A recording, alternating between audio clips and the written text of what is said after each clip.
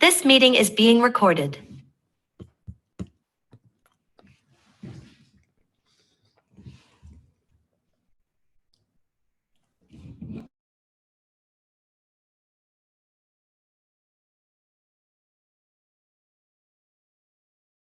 Okay, good morning, everybody. I'd like to welcome everyone to January's Community Cafe with partners. We're glad to have everyone back. We did not have a community cafe in December, so we're excited to be back here in January. If everyone can please mute themselves and make sure that you're muted. And once we get started, the speakers will be, of course, unmuted, but that'll help with the background noise. Today's topic is recovery courts. I'm going to be the one that's introducing the speakers. Amani is going to be doing the chat. So she'll be putting some information in the chat about the presentation, about the presenters, maybe websites, things like that, that is good for you guys. And just remember that this is being recorded. So if someone within your agency has missed this and would like to see it, this can be viewed later on the partner's website. So without any thing else, I'm going to go ahead and introduce the first speaker, and that is Kathy Perkins and Khalil Nassar. So if you guys want to take it away. Sure. Hi. Good morning, everybody. I'm Kathy Perkins. I'm with Partners Health Management, and I head up the early jail diversion program, which is in the community in Iredell primarily, but we also are in Davie, Yadkin, and Surrey counties as well if the services are asked for. So we have permission to work there, but primarily Iredell. The early jail diversion grant in our program in the community is called the MAP program, stands for Mental Health Assistance Program, has been in operation since 2018. Partners got a grant for the program at that time. And what the goal has been is to provide assistance to law enforcement for those individuals who are involved with the law enforcement agencies, but are suffering with serious mental illness and or co-occurring substance use disorders. Our mission is to reduce recidivism and to increase utilization of mental health services and supportive programs in the community. We've been at this now since April 15th, 2019, can't forget tax day. And we've been working diligently during that time. The program began in a different format. However, what we have found has been most successful is working very closely with our community partner with this project, who has been PQA Healthcare Systems. They've been a wonderful partner, and we've had great success with the program with the folks that we have served. The way it works is that law enforcement is required to make the referral. However, once we get the referral, we, within a day, mostly within a few hours, are in touch with that individual. Our certified peer support specialist who works for PQA is in touch with the individual, doing an assessment and evaluation and offering services to them, which Khalil can talk more about what they are, but it has been very successful with regard to reduction in recidivism. The recidivism rate in Iredell County, data outcomes show that the recidivism rate is down 95%, which is a tremendous success in considering that these are folks who they're fragile, they're not stable, they have quite a few needs, SDOH needs, that are addressed through the intervention of PQA staff. I think one of the main reasons that it has worked so well for those individuals we've had the opportunity to work with is because we are able to stay with them for up to 12 months. And so, as everybody knows, recovery is not a straight line. It has its ups and downs, and we are able to stay with them during those periods where it's rocky, where there's problems that arise. We don't say, well, sorry, you haven't shown up, or we haven't talked to you in the last couple of weeks, so we're done with you. We don't do that. We're able, thank goodness, to stick with them and work through these issues, whatever they may be. That's kind of it. We're also going to be showing a little video because our staff felt it was important to validate the work that's being done, not only for the agency, but most importantly for the clients, to give them the opportunity to share a little bit of their stories and to demonstrate why a jail diversion program can be very successful. So we'll show that in a couple minutes. So I don't want to talk too much. I want Khalil to have an opportunity to say about what he feels the role is for our folks in the community, particularly Iredell. Khalil, are you coming back on? Oh, there he is. Jim tried to join and he's having difficulty. Oh. Jim, he's the wonderful peer support. Oh, yes. For the program. So I tried to, Kathy, do you mind can you email Jim the link again, please, Jim? Oh, sure. Okay, so I'm going to do that while you're talking, Khalil, okay? All right. Good morning, guys. How are you? First, thank you so much for allowing us to join the Partners Cafe. And as Kathy said about the mental health assistance program, it's a wonderful program. First, I want to thank you, partners, for allowing us as a community provider to be part of that program. It's been a wonderful opportunity for our community and for us as well. As Kathy mentioned, mental health assistance program, it's a hand-on program. We provide intensive case management for the members who need assistance in the community. Like, for example, I think, and that's why I love Jim to be on the call here. Hopefully he will join soon.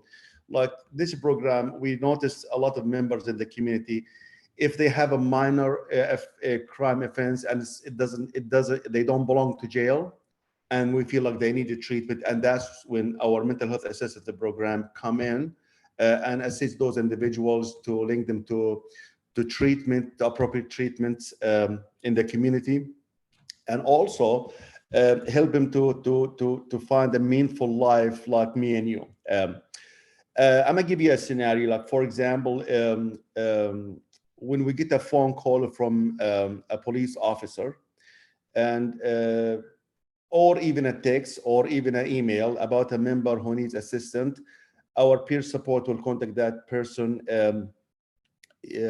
same day to make sure they're going to be engaged first in the mental health assistance program.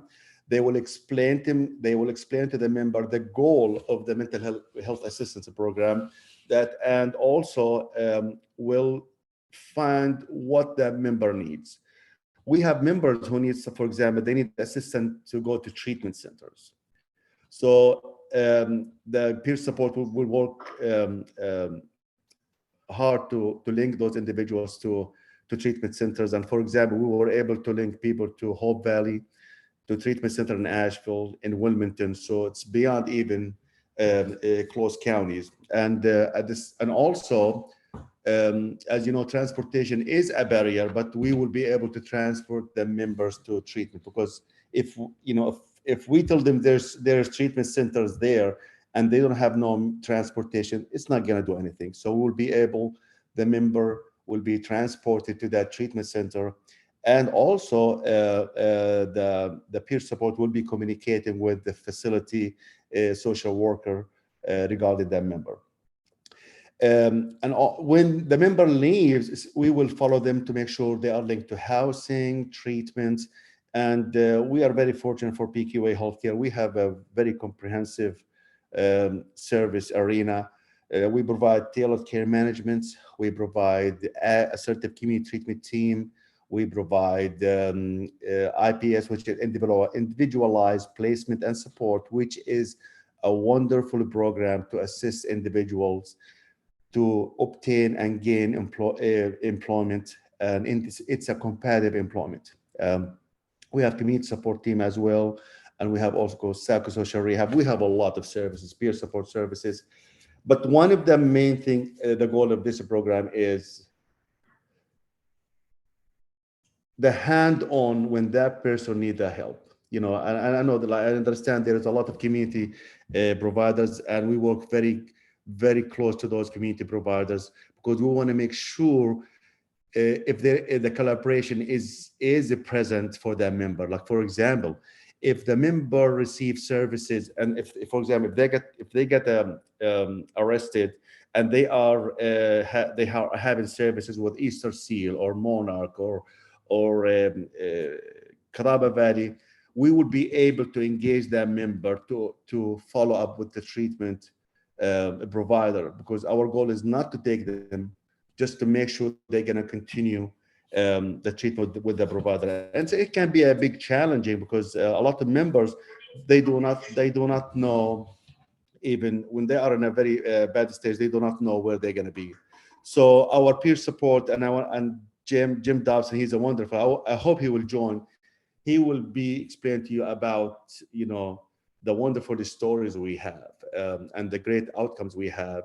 Our number one goal is first, we like to reduce hospitalization, avoid jail time, have stable housing, connect to treatment, and also gain employment, and also connect individuals to their family support. We have a story. We served a gentleman. He was going through divorce, and we were able to connect him with his children, his family, gain employment, and it was successful stories. Um, I want to thank our project manager, Kathy. Kathy is a wonderful partner when it comes to a mental health assistance program because she always hands-on. She's not only a project manager, she always engaged in even some technical consultation all the time. So we are in ongoing communication for the sake of the members, you know. And even not only limited to our meetings. I know, in fact, Kathy and Jim, they want to visit individuals in the hospitals to make sure how can we help their members, you know. Second, I want to thank Dr. Gary Walby, and because he's the one manage all these outcomes for the program, and it's been a wonderful ride for PQA and for the members we serve. But just I want to thank you guys. I can talk 24 hours a day about the mental health assistance program, but I think number one priority is hand-on program, provide intensive case management, reduce jail time, hospitalization, stable housing, family relationship, gaining employment and obtain employment. And I think I can talk more, but please, if you have any questions for me, let me know. One thing I want to let you know that PQA Healthcare, I'm gonna add that if you allow me, Kathy, you know, we are a comprehensive provider. We have openings for all services. It's not only the mental health assistance program, and I explained about the services we provide, and just if you need any help, any assistance, any members, difficult cases, just don't hesitate to reach out. I think that's it. Is that bad, Jerry? In the chat, we have some folks asking if you can put your contact in the chat, Khalil. I'd be more than glad to. Thank you. Yes, you're welcome. Here, I'm gonna put first my cell number. By the way, when I retired, I said I'm not gonna have a cellular phone. Okay. Also, Jim's here if before we start the video, if he has a few words, if he would like to add anything to the discussion. No, good morning. Sorry, I just had I wasn't registered. That's why it was saved on my calendar, but I just had to do the registration, so I apologize. No, I've been with it's been a little bit of a crazy morning. So I do apologize. These last 5 years, I've been blessed to work with many of you from partners and that may be on this call. I'm so sorry, guys. I'm so sorry. There's been some emergencies going on this morning, so I apologize.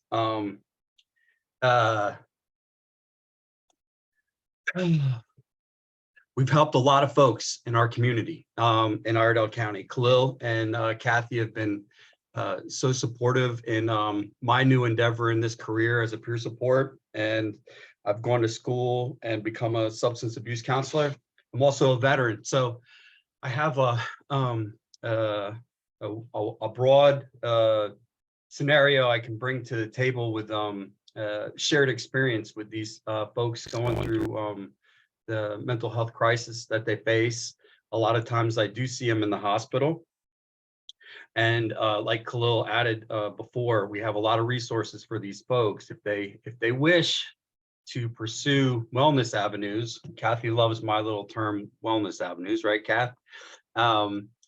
We have them, and they've been real beneficial to many members in our community. And we've also been recognized for our work. We were awarded a couple years ago, and we had a nice event in Pinehurst for our work. We're a mighty small team. We've made a lot of connections in our community, a lot of resources and friendships, and that has, transferred into quicker engagements for these folks that are in need of services. We find that most of the folks, the members that we serve, have our dual diagnosis. Most of the mental health situations that we encounter, substance abuse isn't far off, or it's in there somewhere most of the times. And so we've been able to accommodate treatment and facilitate their needs, whether employment, assist them with housing, the basic needs. A lot of folks we run into don't have their basic needs, and they're not thinking about anything else at the time but those needs. So sorry, I don't know what was going on there. But anyway, I'm blessed to be a part of this community and this program. And we have referrals, referral packets that we hand out in a lot of our community engagement times. So if you need to reach out, I'll put my name and number in here too. If you think a candidate meets criteria for our program, it's usually very brief. They don't have a blood alcohol content over 0.3, which is a pretty generous amount. I'm really sorry. I'm trying to turn my phone off and it's not working. Mr. They need to be willing, and they're not in a violent state of mind. I think Abby was ready to cue the video. Did you have something else you wanted to say, Khalil? We have two more presenters.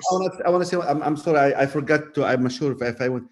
I want to thank our community partners, Davis Hospital, Statesboro Police Department, all community providers, DSS, because honestly, without our community, we cannot do it. If I forgot, I apologize. I want to thank all those as well. I wanted to mention, we do have 2 questions in the chat. I'll read them off. It says, when police make referrals, the peer support reaches back to the member. Then the question is, who does the evaluation specifically for substance use, opiate specific, substance use disorder treatment? So they're wanting to know who makes the referral to the member. And then the second question is, how do we become a referral resource for members? Do you answer that, Jamie, Kathy? And if I messed that up, Mario, can you clear it up? I think, Kathy, you may hit on that? Or that was great. Thank you. Can you hear me? Yeah. Yes. I think usually most our refers, they come when they end up like in the emergency room, okay? And most of the time, the emergency room, they make recommendation if there is any substance abuse used, they will document, they will do assessment regarding that. Then when they leave, we'll be able to do an assessment, substance abuse assessment and mental health assessment also, to make sure they're going to be linked to appropriate services. And that's why we mentioned in the beginning, many of our members, they were leaving from the AD to substance abuse treatment centers and recovery centers. So the assessment is already done for those individuals. before prior to transport to treatment facility. Some members, if they go ahead, if they disagree, go ahead. I'm not sure if we have time to discussion, but I just want a quick question. I love what you said, that you can send members cross county lines. Yes. That's very important. Cross county. You can go east or you can go west. You don't have to stay in Iredell County, right? Yes, sir. Yes, sir. That's a big difference. And honestly, it's funny. We had a story. A member wants to go to Florida for treatment. We was gonna connect. Yes, it was a long-term rehabilitation facility. We were gonna able to connect that individual to out-of-state treatment because it's a preference of the member. You know, our goal is not to control the member, present them with the choices, and it's a person-centered program. Great program. Great Thank program. Thank you very much. So happy to hear that. I also would love to hear more later at some point, Khalil, about if you're doing anything for the non-English speaking community as well. Yes, if you have my email, if you can email me, that would be fantastic. Thank you. You're All right, welcome. I'm going to go ahead and get the video queued up so we can get that out of the way. And then we'll save, Amani, let's save the other questions until the end, if that's okay. So we have our other presenters their time. Thank you, Khalil. You're quite welcome. Thank you.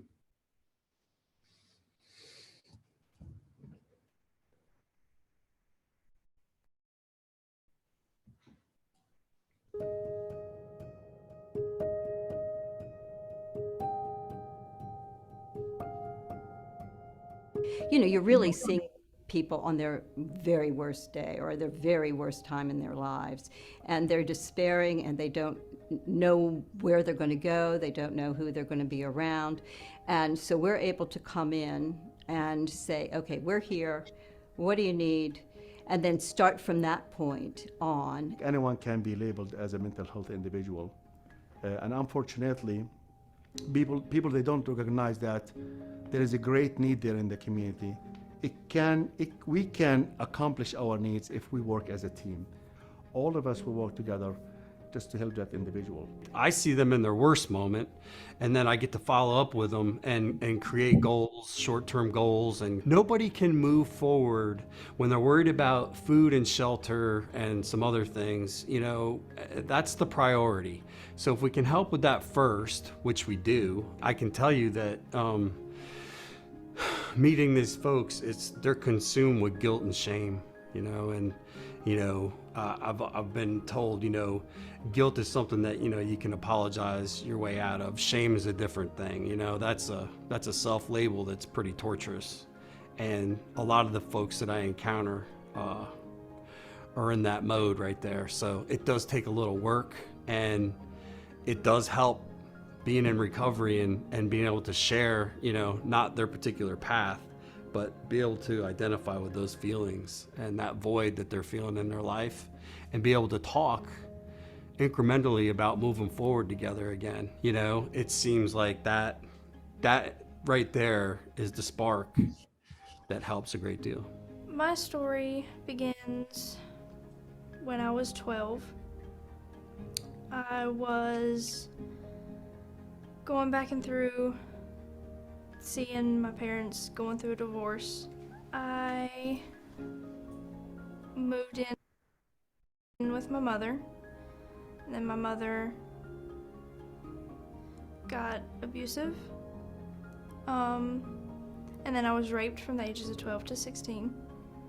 And I just have a lot of mental abuse and sexual abuse. And I got through that with the help of PQA and Davis Iredell Hospital. Jim come to see me in Davis, and he helped me realize that there is help on the outside. The MHAP program has meant a big deal.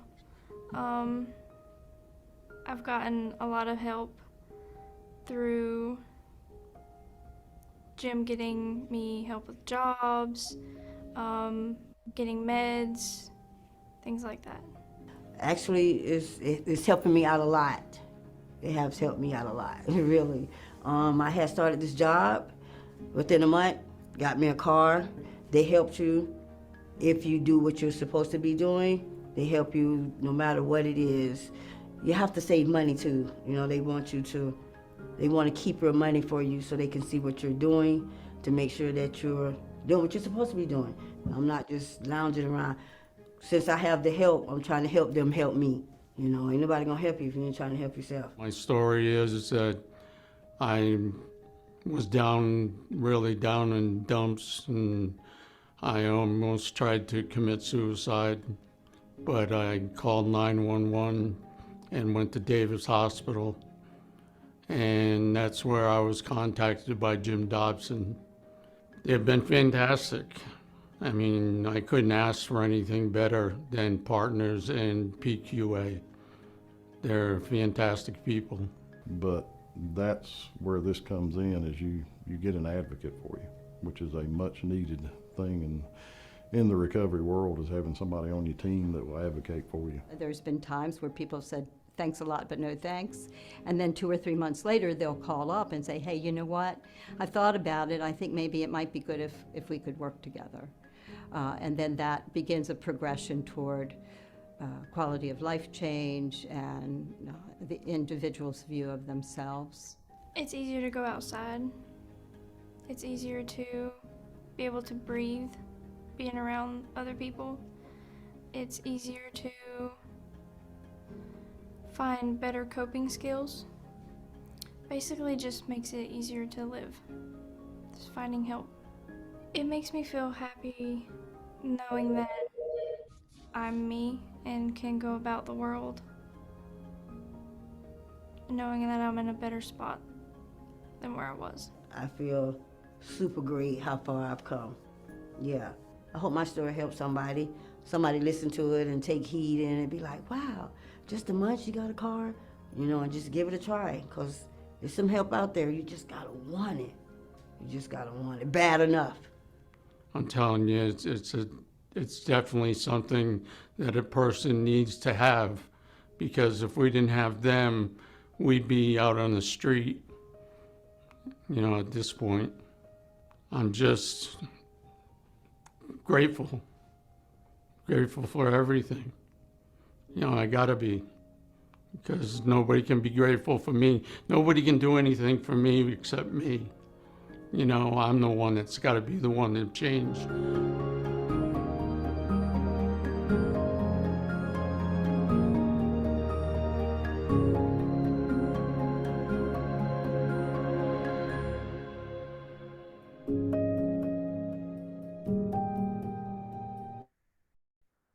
Thank you guys so much from PQA Healthcare for your presentation and the video and everything. We really appreciate it. In the essence of time, if there are questions for you guys, we're going to hold those until the end. If one of you guys can hold on with us until the end.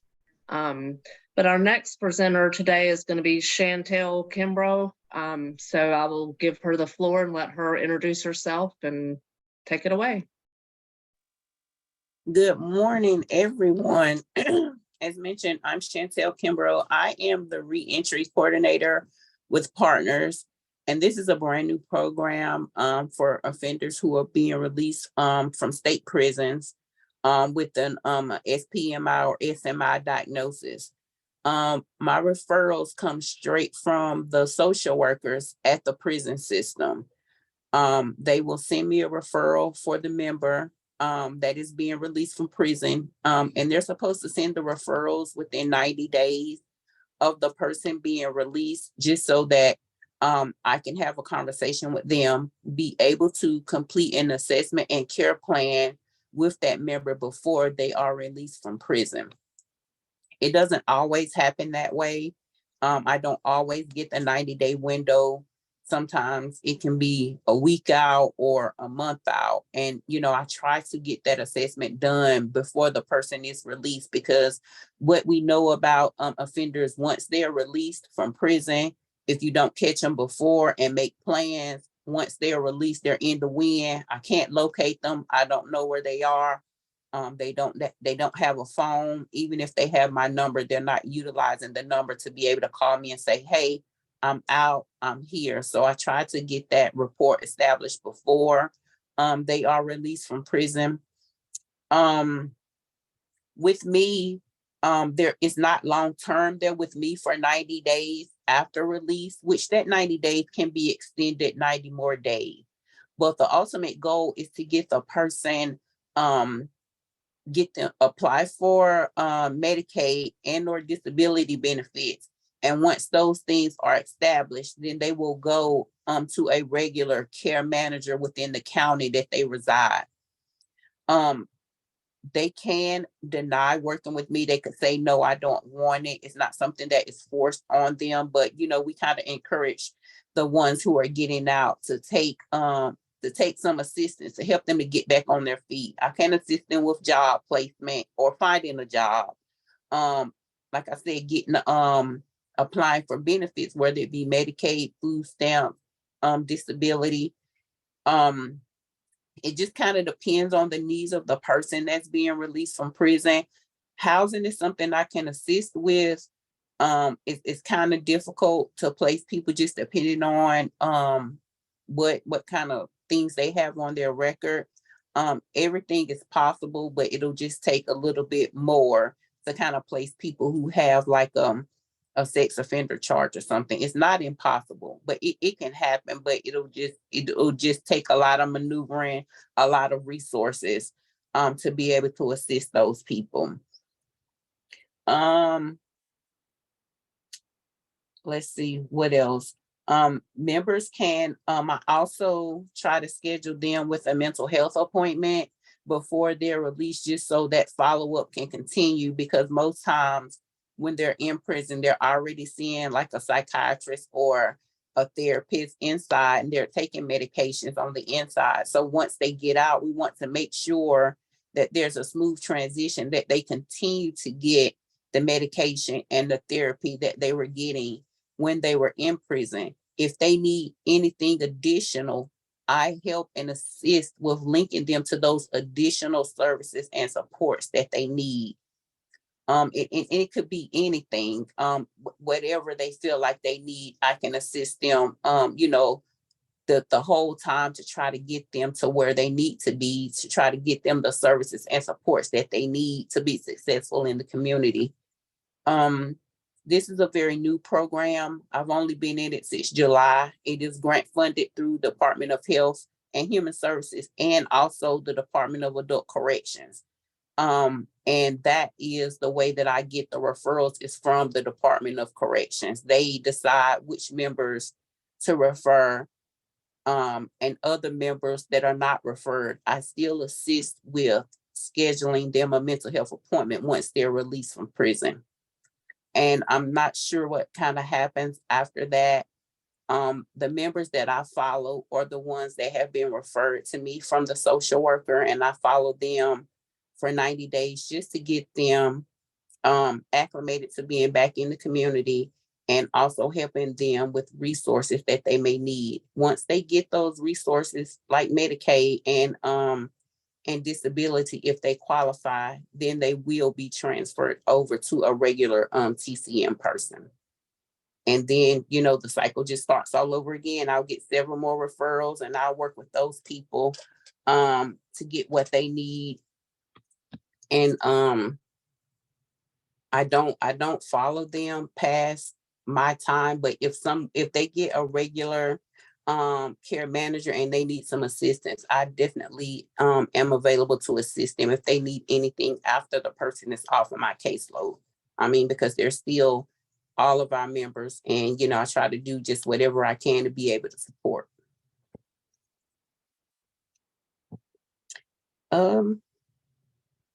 I think that is about it. Oh, and with my program, I cover all of partners catchment areas within the prison system. They could be somewhere in Rutherfordton or anywhere. And so I try to make it to visit the people once they are released from jail, just to show them that, I'm here to support them, and try to just build a rapport so that we all can be successful in getting them to where they need to be. Thank you so much, Chantel. We appreciate your presentation, and we're going to go ahead and move on to our next presenter. There are some questions in the chat. And Kathy Perkins, the first presenter, has given some information with her cell phone number. So maybe if some people want to individually reach out to her, that would be great. But we'll do some more questions at the very end. But thank you again, Chantel. And our next presenter will be Brandy Tolbert.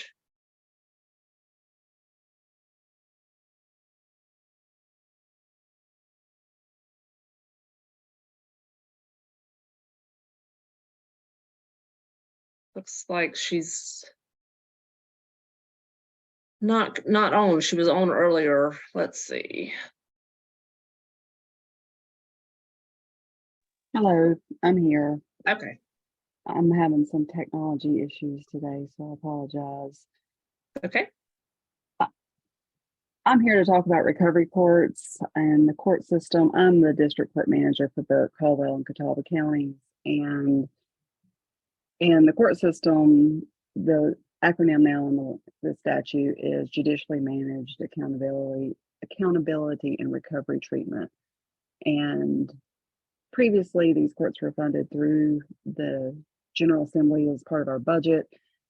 They started with BJA grants in 2006. The General Assembly stopped funding these courts, but in 2001 is when Catawba County got its first recovery court, and it is still in existence and operating. And they currently now have a BJA grant. We also have a Burke Recovery Court that started around 2017. We have a Veterans Treatment Court that started in 2020. We're finishing its last year, and we have been approved for an expansion grant to go to Burke and Caldwell counties under the same grant. So we're very excited about that. We were just recently approved also for a Family Recovery Court. A Family Recovery Court serves the parents whose children have been removed from DSS from their custody. So this is a need that we've been working on since 2006. So we're very excited to have that court starting. We also have a Juvenile Recovery Court, which serves juveniles in delinquency and juvenile justice undisciplined court. So we got that grant in 2023 as well. So we have 3 active grants coming into the court system right now that we haven't posted the positions for because we have some contract issues we're trying to figure out between AOC and the county. Catawba County has been the one who has accepted that. So we're very excited in our district. I work in the 36th Judicial District. It used to be the 25th. The 36th is Burke, Caldwell, and Catawba counties.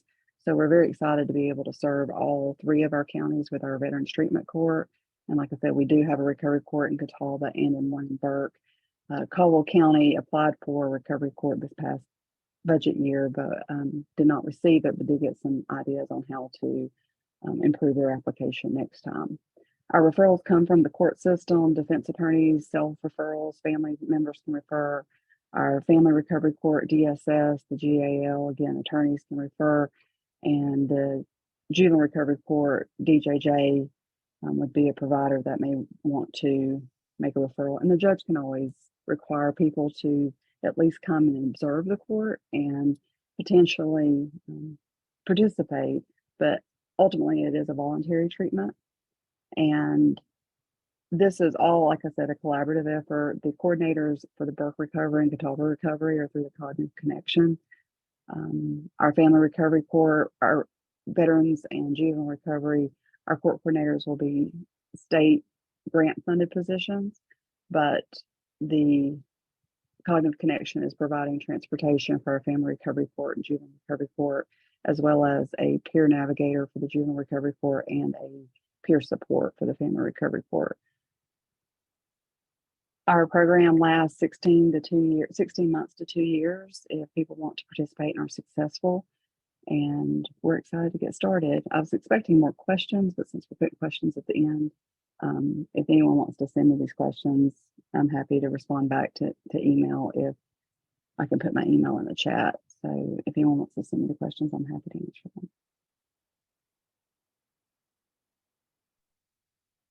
Okay, thank you, Brandy, for your information. I'm looking through the chat, and I think that a lot of the questions have been answered. But if anyone has a question for any of the 3 presenters that we have, PQA, first, Chantel or Brandy, who just went, please feel free to raise your hand and speak up.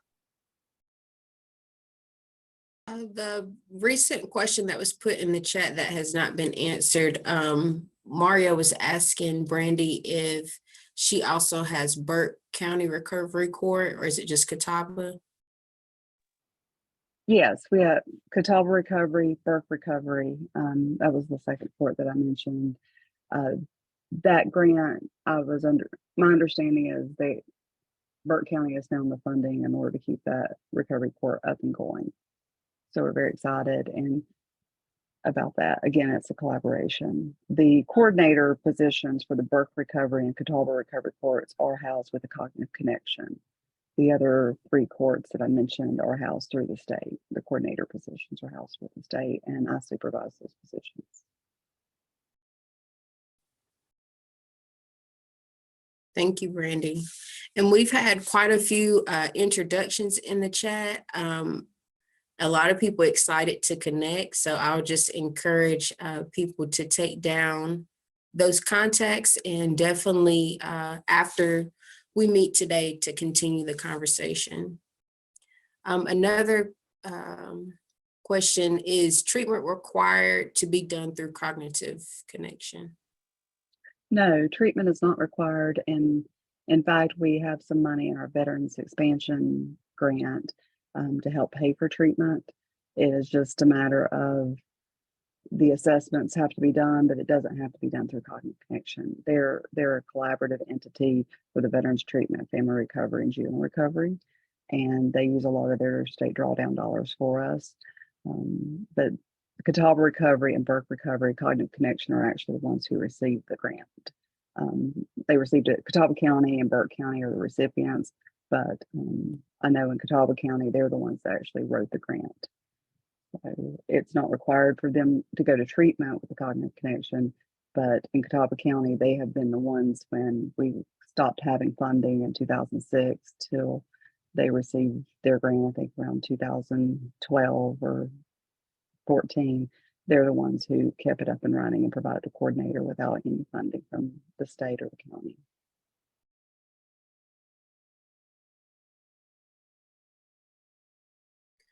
And there is one comment in the chat from Melissa Curse. She says that she's with the Day One Recovery Homes and ICGH Treatment Center. And she's saying that for those dealing with legal involvement, they do have housing dollars for reentry. But the only stipulation is that they have to be in treatment and making progress within the program. And she added her contact information there if anybody wants more information about that program.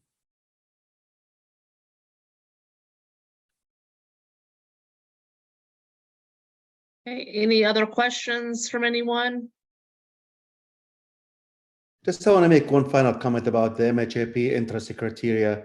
Any person, it's only, by the way, the MHAP is only for adults, and any individual has law enforcement encounters, they can be eligible to the program if they meet the criteria, especially if their legal involvement is not that severe. So anyone, but the referral must come from the law enforcement officers, Thank you. Thank you. You're welcome.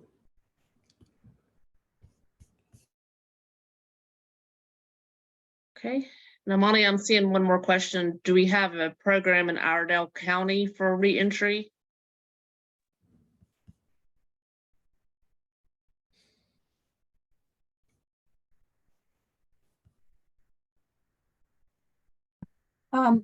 This might be outside of this group, but there is a local reentry council in Iredell County, and workforce development. Wendy Martin in Iredell County is very involved and we have the Foundry House for reentry folks coming out of prison. So there are resources in Iredell for reentry. I would suggest probably getting in touch with Wendy Martin at Goodwill Industries, who runs workforce development. I can put her contact, I'll look it up and put her contact number in here for you all. but there are reentry services. The gentleman you saw on the video, Brian, that had the Foundry House shirt on, he's in charge of that, and Jim works very closely with it too. Our wonderful peer support specialist with our program. So yeah, so we can put that information in here for everybody. Okay. Thank you, Kathy. Any Sure. other questions before I go ahead and hand it over to Amani to do closing? Again, thank you for the opportunity for allowing us to speak today. Thank you. Thank each of our presenters very much.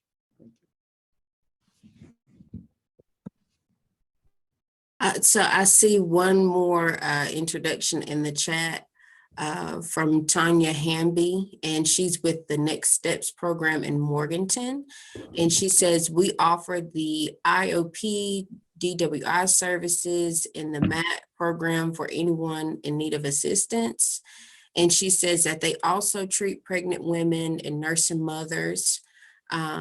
So please contact her. She's given her contact, and she's just excited to be part of the conversation as well. So I'll just reiterate that there was a lot of introductions in the chat. So please continue to connect, continue to have the conversation after we meet today. Next month, we will be talking about children of incarcerated parents and poverty. And our community cafe will be on February 28th. So thank you all for joining us today, and we hope you have a great day. Have a great day. Thank you so much. Thank you.